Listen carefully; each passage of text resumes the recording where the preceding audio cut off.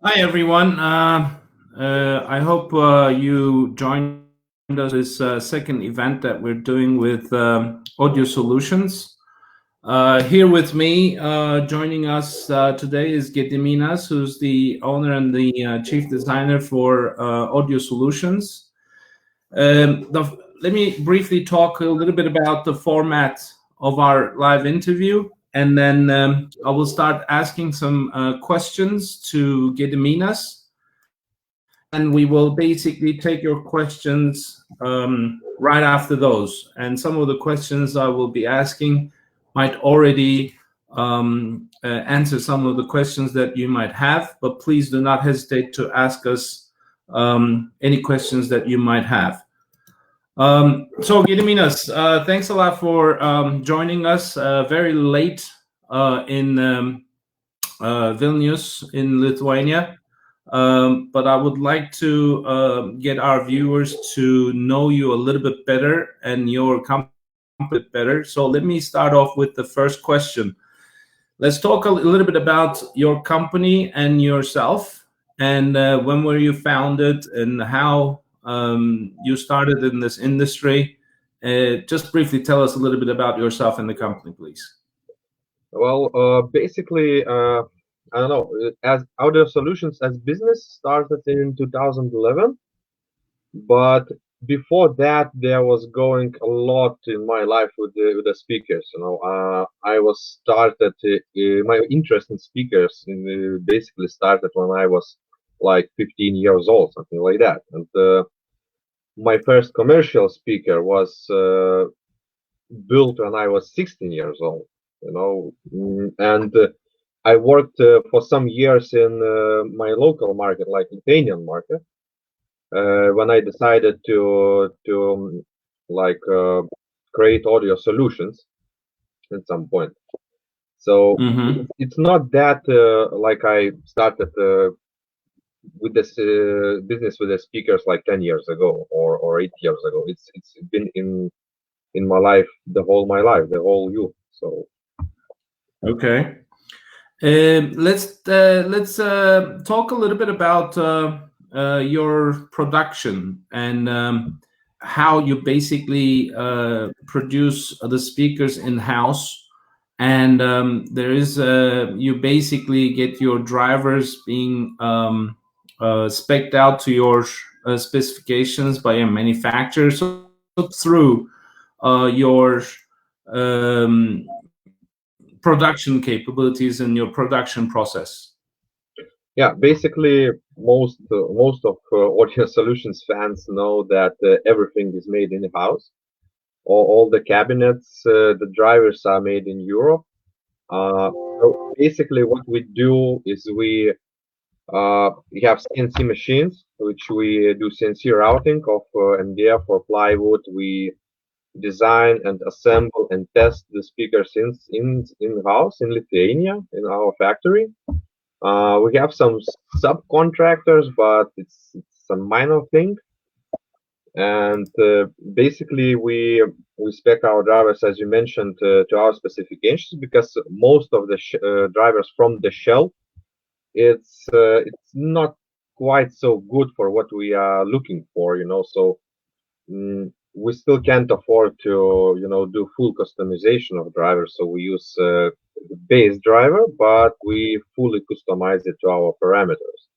So okay, the main supplier is, as most known, is SB Acoustics, which is former Scanspeak, in Denmark. Okay. And for our viewers, can we talk a little bit about the product lines that you have on offer at the moment? And I want you to talk a little bit about the product lines itself, such as for the viewers, let me just basically a brief introduction. AudioSolutions has 4 series of speakers. The entry line is Overture. Then above that you have Figaro, and above that you have Virtuoso, and above that you have Vantage series. So Gediminas, talk us through the lines of speakers that you're producing and offering to the market. And we have been extremely successful with our showings in the shows around the world, getting a lot of awards from different reviewers. But I want you to talk to our audience a little bit about the products overall. Well, let's start with Overture, perhaps. Yes. Like the name says, it's the beginning of high-end speakers we are manufacturing. I never wanted to manufacture some, for example, hi-fi speaker.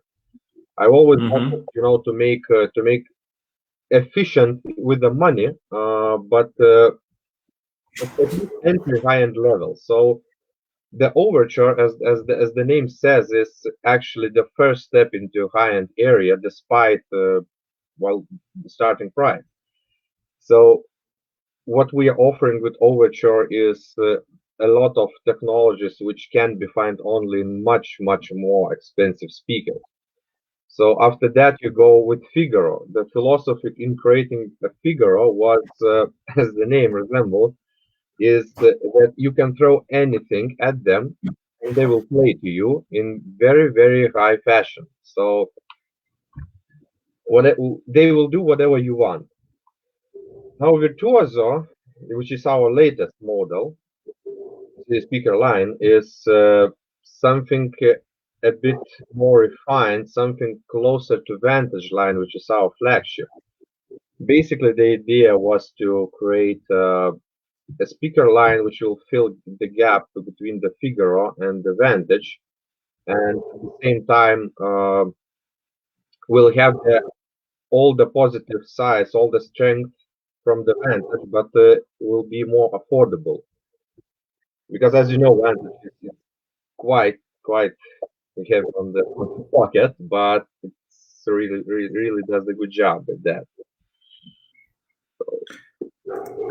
Can you talk us a little bit on the design of the Figaro line? For our viewers, in the Figaro line, we have a center channel, a bookshelf, and 4 floor standers. They're actually easy to remember in terms of models.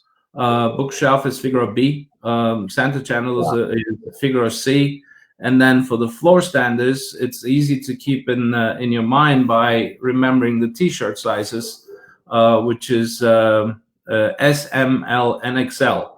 Hopefully, he will start producing some double XL that I can wear them too. But talk us about the cabinet structure of the Figaro line, as well as the drivers that you use, and then I will continue asking the same detailed questions regarding the Virtuoso and the differences between those 2 lines. But also, please refer to your amplification preferences for Figaro, so that our viewers can actually understand that we will have a wide range of possibilities that we can drive the Figaro line. So I'll leave it up to you. Let's walk over the Figaro line a little bit. Yeah, so the cabinet structure is actually what we call a cabinet in a cabinet system. It's not a full cabinet in a cabinet system, but it's kind of half of it, which is when you have inner cabinet, which is uncovered by the outer cabinet. which gives extreme rigidity of the cabinet and less distortion, of course. So the same cabinet in a cabinet is presented in the Virtuoso line, but it's a full cabinet in a cabinet system. The Figaro also introduces a Miniform System on the tweeter, which we trying to use in all our ranges. It extremely helps with the soft dome tweeters, which is prone to high distortions on high level when you drive them hard. So Miniform loads the soft dome and eliminates some portion of distortions when you drive the speaker really hard. There is some other possibilities how to do that, but in my opinion, this one really works best. The other ones are really more mechanical and non-linear, and this one is really linear. About amplification, Oz, I think I should leave it to you because as speaker manufacturer, I have to use best of the best. I use Vitus out, so I can't have a clog in the system. I should hear what my speakers are doing, so I have to use best amplifiers. So what is best for that range, for that price range? What is more optimal? I am not sure. I just used Vitus. You just use Vitus, but in terms of the sensitivity of your speakers in the Figaro line, they actually make them quite an all-rounder. So you can actually go with a state-of-the-art amplification like Vitus, which I'm very proud of distributing in North America. But also, I've had my dealers finding great success with low watt tube amps. So the sensitivity of your Figaro line is quite high. So it's basically quite matchable with any quality amplification. Yes, actually, half of my distributors around the world are using tube amplifiers, and they found them very good in terms of sound. But this is not only because of sensitivity. It also has to do with the impedance response. As you know, the tube amplifiers are usually output is very tight with the speaker impedance. So basically, you have SPL response the same mimics the impedance graph. So Figaro impedance graph is quite linear. So this makes easy load for a tube amplifier with a high output load. So this is aspect why it's easier to drive with the tube amplifiers. Okay, let's talk a little bit about the Virtuoso line, which is quite unique and different than the Figaro line, because you have a very interesting crossover setting at the back of the speaker. So let's start with the cabinet structure of Virtuoso series. What is different? And in terms of the differences between the drivers that are used in the Virtuoso series as opposed to the drivers in the Figaro line and the Vintage line, if you can give us some details and information regarding those. And also go into some detailed explanation in terms of the crossover in the Virtuoso series, which is the actual speaker we can see behind Gediminas at the moment. Yeah, those ones. Those ones. Yeah. Go ahead, please. Yeah, okay. To compare Virtuoso with Figaro, it's so hard because actually Virtuoso is closer to the Vantage line, but well, I will try. Virtuoso is it's like I said, a full box in a box system. First of all, it's much heavier cabinet compared to the Figaro. As I said, it's closer to the Vantage, in fact. And the drivers and the crossover components, the schematics, everything is closer to the Vantage line, in fact. What you mentioned about the crossover, it has indeed a very unique crossover. which is completely new, and it's not borrowed from other lines. It's was introduced last year in the Munich. Uh, it has three positions, which is balanced, moderate, and enhanced. You can treat them actually as mood or, if you like, emotion switch, where you can alter your emotions you are getting from the speaker. It's not how to say it. It's not the SPL you are changing. You are changing uh, the harmonics. The think of it as manipulating a distortions of the drivers. Now the distortion is the word which everyone is afraid of. But truth is that every driver has some sort of some portion distortions. You can't get away from it. So the idea came from musical instruments. Musical instruments have the same distortions, but they are called overtones. Overtones are making each of the musical instruments sound different. For example, let's take fundamental middle C note. In the wave generator, it's a simple 500 something hertz wave, and it sounds like that everywhere. But in the musical instrument, they'll make it piano, make it violin or tuba. It sounds different because of those overtones, or in other words, harmonics.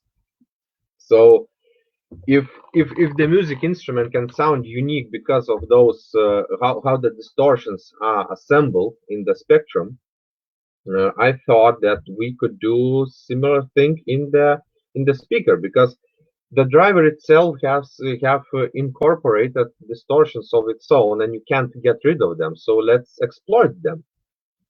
And what I did is, in the crossover region where the drivers meet each other, for example, mid-range and the tweeter, you can actually switch to take more or less distortion from mid-range or driver or the tweeter. So you alter the consistency of the distortion, and this gives you complete different character of the sound without altering actual response curve. So we have completely the same characteristics of the speaker, but completely different emotion. So you're not changing the slope of the crossover, but you're actually, is it fair to say you're asking the drivers like the tweeter to do more? No, I actually asked to do less. Less. Okay. You can't in passive system you can't ask to do more. You only can ask to do less. Okay. So it has to do with slopes, but without getting too deep into technical things. Let's say the slopes that are audible, I mean the 3 dB, 6 dB over crossover range, it's not altered. The very ends are altered, where the harmonics actually makes the biggest in involvement in sound. Okay. Let's talk a little bit about your flagship line, the Vantage series. Here I am showing the Virtuosos. I think this was 2019. Sorry, 2009. Yeah, 2000. Munich, right? Yeah, correct. Okay. I'll show the Vantage line as we start talking about it as well. Let's talk a little bit about the Vantage line. Tell us a little bit about the Vantage line and what makes it so special. Well, when the start of the Vantage in general was when I created AudioSolutions brand. I immediately started to design the very first Vantage, which is now called Vantage Classic. So it took me 3 years. I wanted to make best what I can do for that moment. My own knowledge, everything is put inside those cabinets, inside those crossovers, drivers, everything. So, but this is Vantage Classic. Vantage 5th anniversary, which was made for our 5 years of company anniversary. Of course, it was a huge step up from the Vantage Classic. Obviously, a lot new technologies were incorporated, including box-in-a-box system. This was the first speaker which received that technology, but it was at the very early stage actually. What we have in Virtuoso, for example, it is much more advanced, to be honest with you. So with the Vantage, the idea was to have uncompromised speaker, but in a small package. We have tons of speakers, which is exactly the same in price, but maybe the same in sound, maybe, but they are huge. You can't put them in small room, for example. You can't put them close to the wall. You can't drive them with small amps. So I wanted ultimate speaker, and the only way I could do that is to put the sub driver to the bottom, not in the front panel like most of the manufacturers do, and which makes speaker look really large. I placed them in the bottom, and this So also it's a downfiring. woofer. Yeah, correct. Okay. So this Okay. not only saved the frontal space of the speaker, but as well, when subwoofer is firing down, you also get a bandpass effect of the box, because the tiny space between the driver and the floor acts as another box and as a bandpass box. So you Mm-hmm. actually can squeeze it quite a lot compared if you front mount it. So this was one of the unique things with the Vantage. The other thing, as I said, was uncompromised cabinet. We imported a birch plywood from Siberia, which when in a cold climate, the trees grows much slower and the wood is much more dense.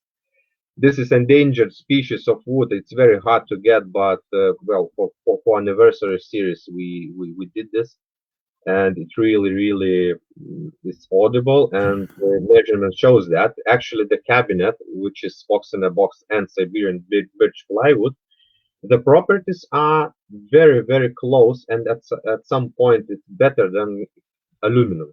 So Mm-hmm. it's a very great result. Okay. And one of the main differences, if I remember correctly, is that you're using a completely different mid-range driver in the Vantage Oh yeah, series. oh yeah. This was the very first time when I introduced, let's say, wideband midband driver. It's it Okay. plays very wide, but it's not wideband driver because wideband drivers usually suffers for of rising SPL characteristic, and you Mm-hmm. have really complicated crossover if you want to flatten it out.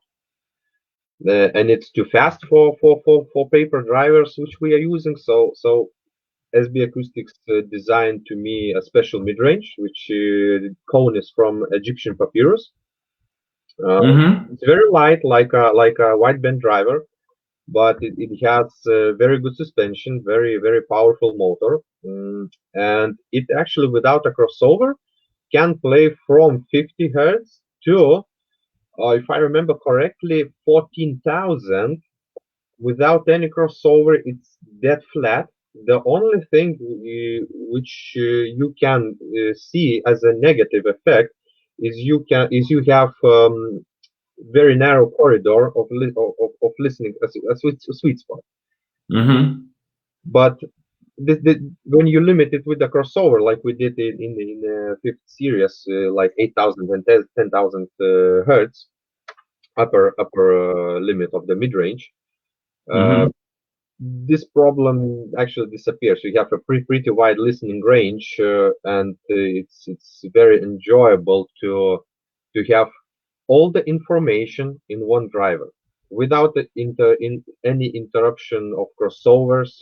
All instruments comes from one driver, which is enough in diameter to play without distortion, with low distortions and at high volume. So uh, think of it as as a, for example, piano playing from separate boxes from some distance of each other. You can have uniform sound, and this is the biggest issue of most two-way or three-way system, because you have chopped mid-range, and in Mhm. mid you have all the musical information. I'm not actually talking about the harmonics or overtones, which most of musics are in. Those are chopped as well, but if you have very wide range of mid-range, unchopped with a crossover without a distortion, it's completely different sound stage, is completely different tonality and naturality of sound. So And here I am showing the previous version of the Vantage, right? yeah, And previous version Michael was. was the same. It was the crossover was, I believe, 12 kilohertz. It was quite heavy. It was quite quite how to say, brave of me to put it that high.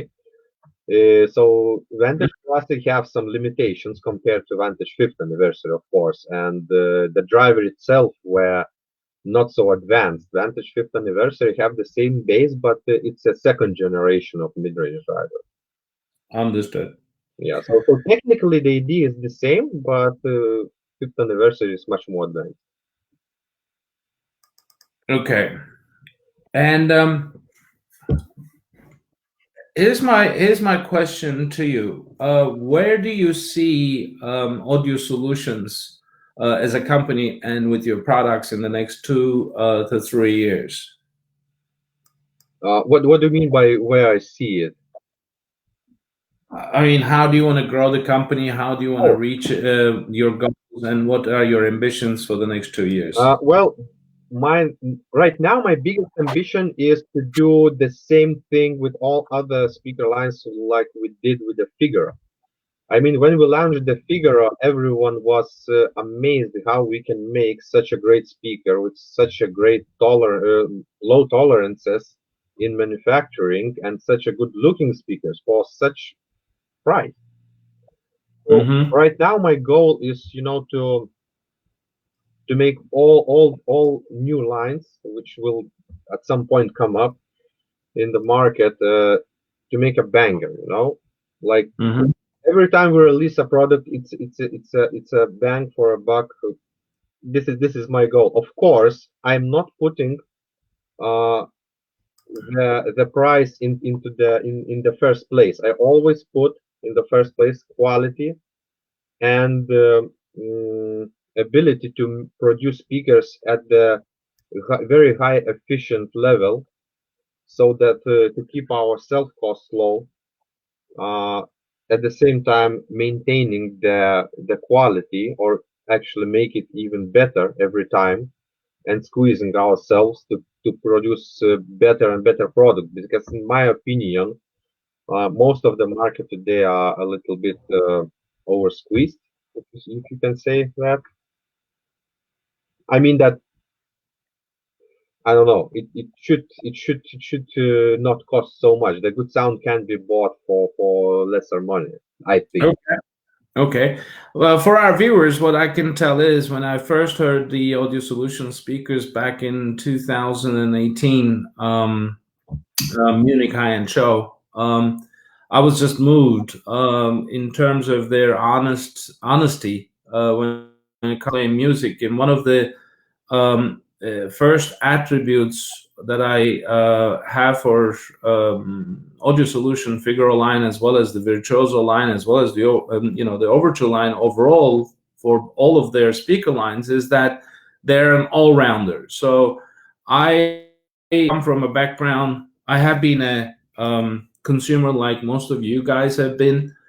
In my previous life, I have been an investment banker, and I have spent a lot of my own money into my gear, and I have tried a lot of things in my past, and more and more I find myself for a system, not speakers dependent, but also speakers are the weakest link in most of the cases in most of the systems. I want my system to be an all-rounder. So when I want to listen to a small size, like a quintet or a quartet, it should play it as it is. And then if I want to go and play Rammstein or Dream Theater or AC/DC, it should play it like that. And what I like about AudioSolutions speakers is whatever you throw at them, they basically say, give me more. And that's what I like about them. Now, my questions are over, so I'm happy to take our viewers' questions. And the first question comes from Louise. Louise is our Houston dealers, 3M, and they're doing a fantastic job with AudioSolutions as well as Vitus. And his question is, let me put it on the screen as well. Expensive speakers tend to have big, massive cabinets. Why is the Vantage performance able to fit in a smaller cabinet in comparison? Well, excellent question. As I mentioned before, this was the main task to make the cabinet smaller, and to do this, you have to lower the subwoofer driver to the bottom. Otherwise, you physically can't make a cabinet smaller. First of all, and now the physics gets involved. As I said, by putting subwoofer firing down, you have relatively additional box between the subwoofer driver and the floor. So you lose some in area about 40 or 50 liters, which is a lot for such a scale speaker. Now, cabinet in a cabinet technology, in conjunction with the stiff materials like Siberian birch, you can squeeze cabinet a lot more and prevent ringing. Because big cabinet usually masks a lot of negative effects like vibration of the walls. The whole volume kind of absorbs this. With Vantage, by using good quality drivers from ScanSpeak, we were able to make them small. If we used some less good, more inferior drivers, for example, the cabinet would be at least twice bigger. It's just the physics. You just pick best components and you make some marvelous thing. So, what's the size of the driver that you're using in the Vantage series that is firing downwards? It ranges from 8-inch to 12-inch, depending on the SML, more the size of the speaker. Understood. And what are the other drivers that you're using in, say, Vantage L? The bass drivers, because it's a sub driver, and 2 bass drivers. So bass drivers is 10 inches. 10-inch. Okay. Yeah. So what I should also mention that by putting subwoofer firing down and having bass drivers in the front, you have some distance between the drivers, and this creates a very, very pleasant effect where one driver is constantly how's the word delayed. The one driver is always delayed from the bass drivers. It's a sub driver. It's a little bit delayed. It's not much, but since it's a distance between the driver, it is delayed. And at some frequencies, you have that dual sound, and it creates impression that you are hearing lower sound that actual drivers can recreate. So you can hear 17 hertz with the Model M when the driver is capable to go as low as only 25 hertz. So this was exploited as well. So what that means? That means that I don't need such large drivers to get that very low frequency. And it works. Okay. Here's our second question coming from Pram. I'll put it up on the screen. This is an ongoing discussion for years, but would like to get your opinion too. It's almost like a cable question these days, but some people say single drivers sound better than full range. What's your opinion? Thanks, Pram, for asking the question, by the way. Go ahead, Gediminas. Yeah, but I actually don't understand. Single drive speakers sound better than full range. Ah, full range, they mean like multi-way. Okay, Correct. multi-way.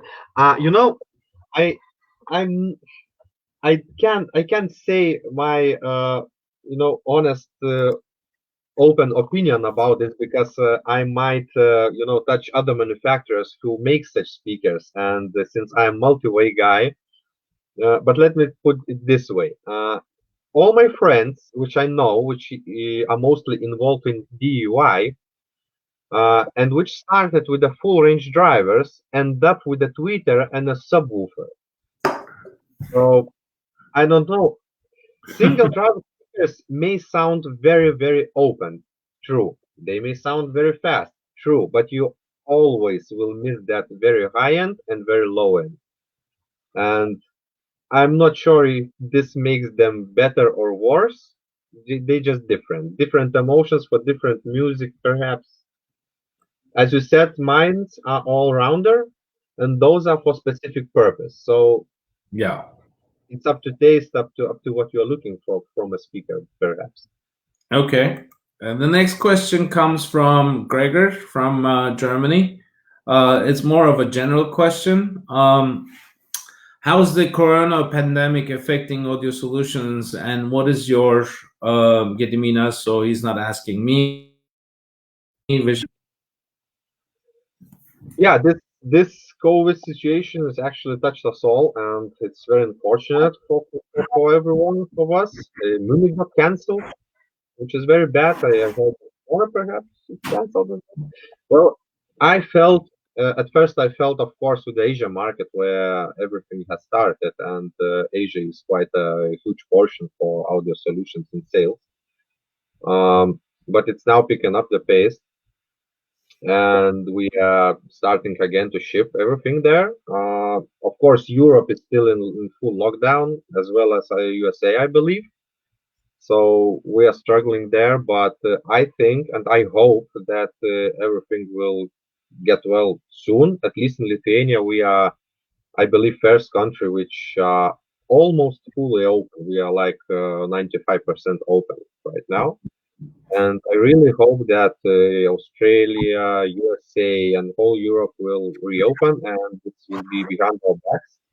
But the most important thing is that when everything closed, including Asia countries, we were able to maintain our work because we are not dependent from China supplies because we are not using any parts from China. The drivers are coming from Denmark. The all materials are come from Europe actually. Most of them from Germany, from Norway, from Poland. So we are totally working like 100%, and we are ready to step back into the market when everything will come back to normal. So, Gregor, let me add a little bit.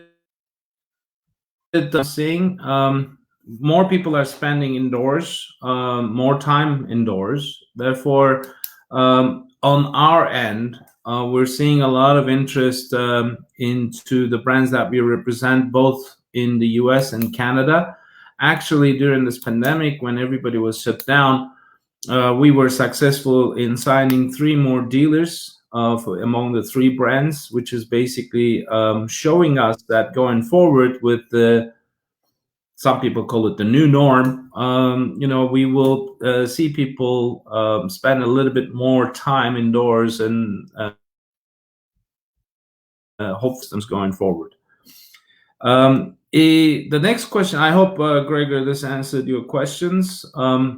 But the next question is a follow-up question to the Vantage downfiring and how the downfiring subwoofer and how it worked. It comes from Luis, and he says, "Is that timing effect similar to having like a passive radiator?" uh, no, it is not because passive radiator is actually, let's put it that way, a closed base reflex port. So instead of moving air, you have a moving diaphragm. So no, it's not like that. It drives from the amplifier. It's not passive, and the effect is it's completely different. While phase inverter and passive radiator makes the phase shift of 180 degrees. This one mostly plays in phase. The phase difference, if you are a technical guy, I don't know, but the phase difference is only like 10 degrees. So in the low frequency, it's kind of nothing.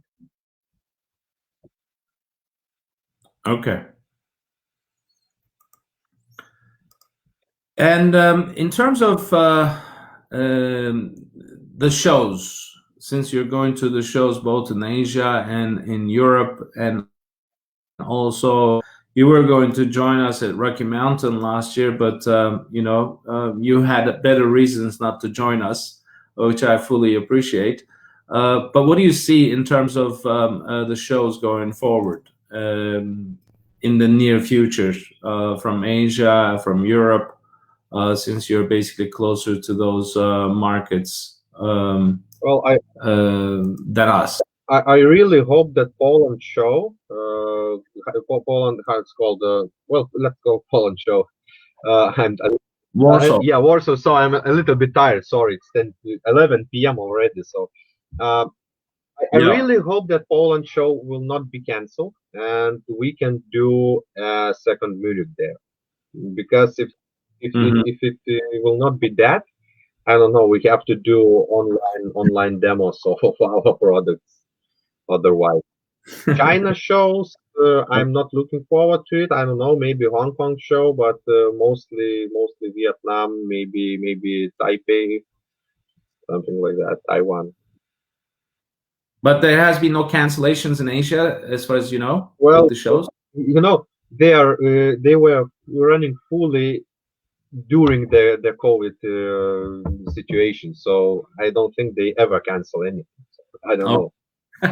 Okay. But my former distributor, as far as I know, in China, he's doing the shows almost every weekend. Local shows. So I'm not sure about international show.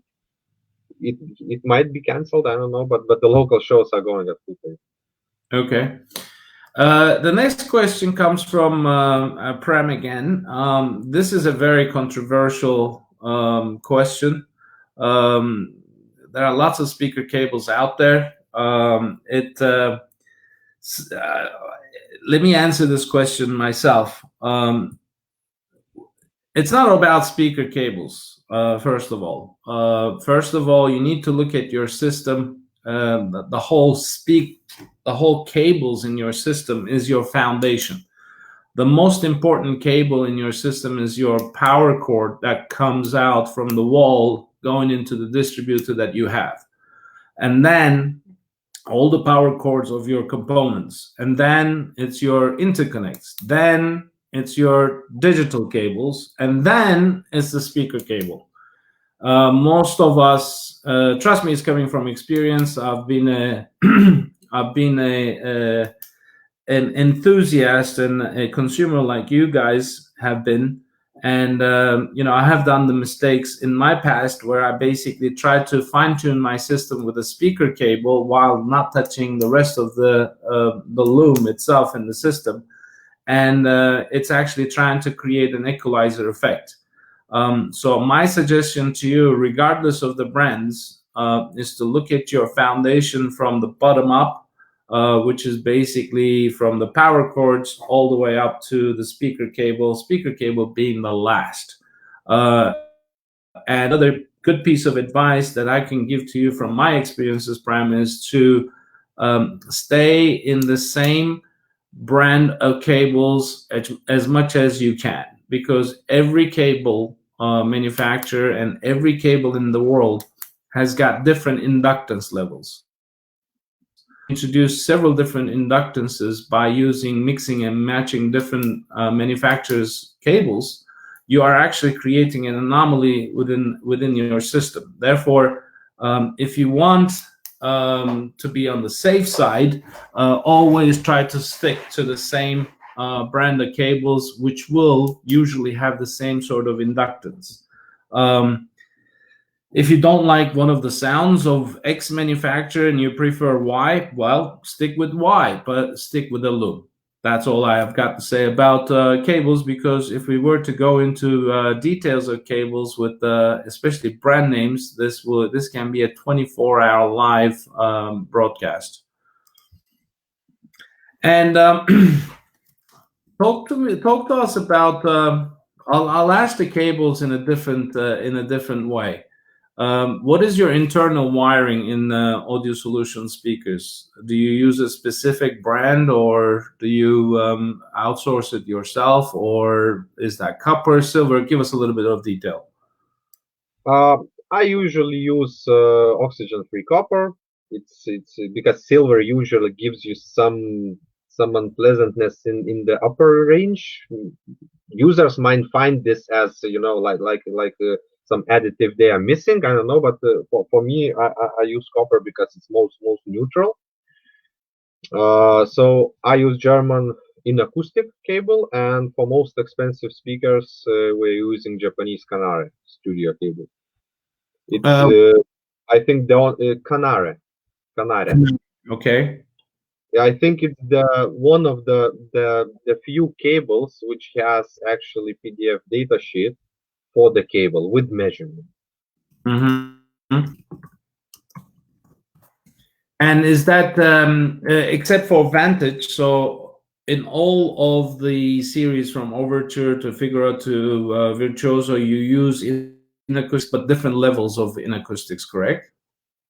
Yes, they look the same, but it is different levels. Yeah. Okay. Like most manufacturers, we use industrial, let's say not grade, but like line industrial line. So the outer shell looks the same, but it's not. It's not. Okay. Okay. And what's your favorite speaker in your production that you produce right now in any of the series? Now, this is a hard question. Choose your favorite baby.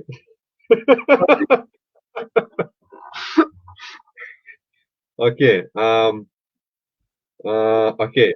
If I really want to go full range and really loud and all kinds of music, Vantage, hands Mm-hmm. down. If I want to, kind of play everything, but in colorless manner, Virtuoso. So it's two for me. I have two favorites. I Okay. can't.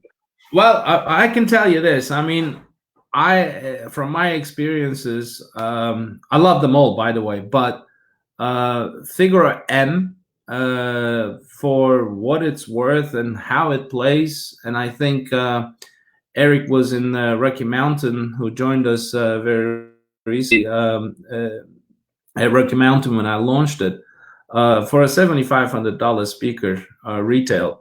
It was just like mind-boggling, and I love the Figaro XL and the L, depending on the room size that you have.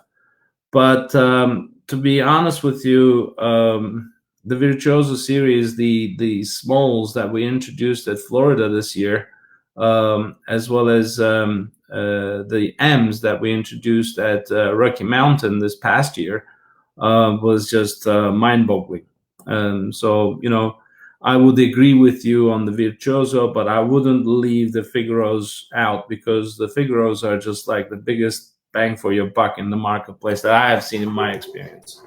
Kudos to you. It's a phenomenal speaker. Thank you. And let's talk a little bit about color schemes that you have, especially for the Figaro line. I know this is your Achilles heel, so I need to ask you this question so our viewers will have some kind of a idea going forward as well. But it looks like there's way too many. Like, you had 17 different finishes for Figaro line. I mean, Well, 17. I will show you one thing. Okay. Okay. We do not have 17. No, I know. I've seen that. I've seen that catalog. But you published 17 of them. It's for designers. No, the idea was, to make wife acceptance factor uh, more friendly. So Yes, but 17 is way too much. We in a way, can't make everybody happy. Let's put it that way. yeah, this is my problem. I always try make everyone happy. I perfectly understand that I can't, but I constantly try, and I sometimes slip on this. So yeah, in near future, I think we will limit some of the colors. Okay, perfect. Good to know.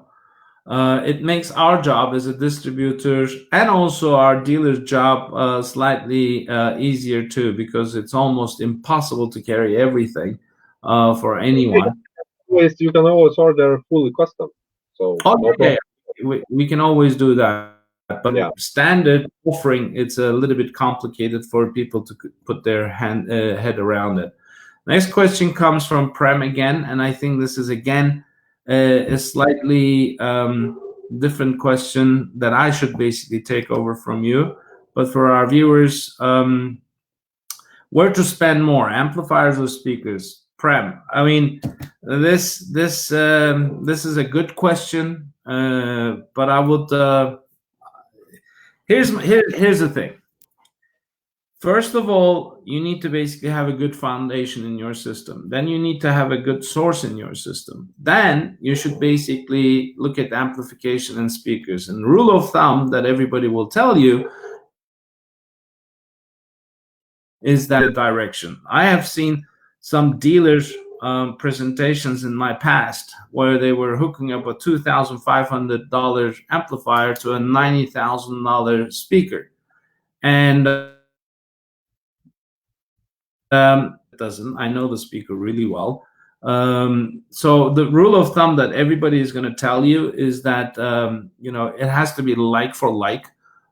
In other words, it should be the same sort of level in terms of price. If you have like a $30,000 speaker, you can't really get the best solution out of it by spending $5,000 on your amplifiers. And like Eric is, reminding me that the whole system is a chain. You can't have weak links. But here's the most interesting part of AudioSolutions. And I will tell you this anecdote actually that I had when I first met Gediminas. Maybe he doesn't even know this. But when I was in Munich, I was there I was a dealer at the time. I wasn't a distributor. I was just turning myself from a dealership into a distributorship, going back to my roots. I had a client of mine with me flying down from Seattle to the show. And when I went into AudioSolutions room and listened to the system, even though I didn't like the amplifier, even though I didn't like the cables in the room, the speakers, which were Figaro XLs, was very promising. So I basically brought my friend over to the room when we meet up next. Munich is huge, and made him listen to the system. And he said to me, this was his reaction. I'm not exaggerating. He said, I said, you know what? I disagree with you. I know how to make these speakers sound better. So he said, you sure, Oz? I can see where you're coming from in terms of, the price performance and what have you, but are you really sure? And I'm like, leave it with me, you'll see. So I basically signed the agreement for distribution with Gediminas in that show, and then we were doing our demo in Rocky Mountain 2018. On the setup day, Thursday, I had some mishaps with the shipping company, but when I finished the setup, and I had two rooms, and in one room I had the Figaro M's, and one room I had the Figaro XLs. When I finished around 4 o'clock in the afternoon, my friend was actually in that show as well. So he called me and he said, have you done with your setup? I said, yes. And so he came down before the show started, before I even fine-tuned the whole system. He came in and listened to it, and he said, wow, I never thought these speakers will sound this good. I said, well, that's why I listen to it with a different and critical ear in terms of what I can do with the performance of the system, with my experience, which is not much, maybe only 25 years. But if you choose the right amplification and also the cables, then you can basically get a good result. But more to the point, Figaro speakers are quite interesting. I have come across very few, if not maybe one or two brands that I've seen this before, where the more amplification you give to Figaro line, like for example the $7,500 Figaro M's, you can play it with a $5,000 amplifier, they sound great. You play them with a $10,000 amplifier, they sound even better. I went overboard and I basically matched it with Vitus Audio SI25, which is a 25 watt Class A integrated amplifier at $25,000 retail. And they just basically blew me away. And Eric is reminding me, it's actually very funny because the XLs was in a rather small room. If only I can find the pictures to load up on the screen. Every reviewer in the industry came in and heard the speakers, and because it's a brand new speaker and a brand new company to them, and they've never heard the price of the Figaro XLs until they finished their listening session. And at the end of each listening session, I asked the reviewers what they think the price tag for a Figaro XL should be. Trust me, this is a true story. The lowest I got was $40,000, and the highest I got was $140,000. That is retailing for $15,000 in the standard finishes. I actually had one of the reviewers from oh no, Pram, sorry. The dog that you're hearing is my dog. She's actually a couple of rooms away, but most probably we have a cat or a bird or something, and she's been going on since we went live. But you have some good music taste, but unfortunately it's not. And one of the reviewers, going back to my story, actually came into the room and listened to a song and wanted to, after hearing the song, he was so impressed, he started asking questions. And I answered one or two of them. And after the second one, I said, sorry, but I can't answer any more of your questions. And I'm not naming the reviewer. And it sounded a little bit weird to him, rightly so. And he said, why not? I said, well, I can't tell you any more details because you won't be able to put it up in your report. What do you mean? He said, I said, well, you're here to cover speakers that are $20,000 and up. He said, so what's your point? I said, these are only 15. You can't write about it. So he loved the speakers. And then the following year, he actually paid a visit to Gediminas in Munich. And so the Virtuoso M's, when he basically introduced them at Munich, and he absolutely loved it. What else? Any more questions, anyone?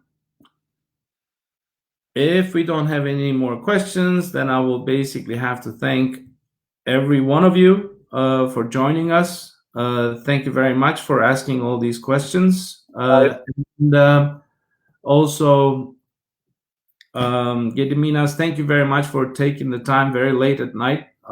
It's almost 11 p.m. In Lithuania. But for our viewers, if you have any more questions, you can contact me directly, and I'm happy to answer any questions that you might have. And with that, I basically end our second Meet Your Designer series video interview with Gediminas. Thanks again, Gediminas, and everyone be safe and well.